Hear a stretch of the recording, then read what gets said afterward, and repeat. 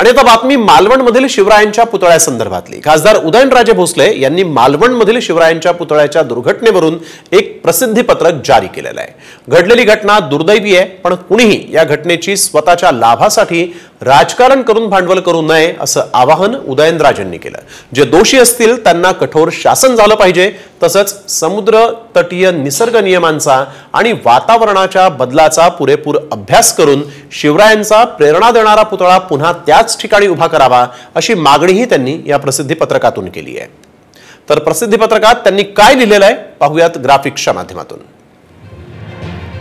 घडलेली घटना दुर्दैवी, कुणीही स्वतःच्या लाभासाठी भांडवल करू नये। या घटनेत विशेष कुणाला टार्गेट करणं टाळलं पाहिजे। जे दोषी असतील त्यांना कठोर शासन झालं पाहिजे।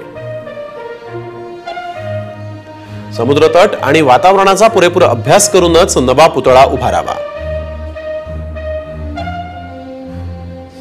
शिवरायांचा प्रेरणा देणारा पुतळा पुन्हा त्याच ठिकाणी उभा करावा।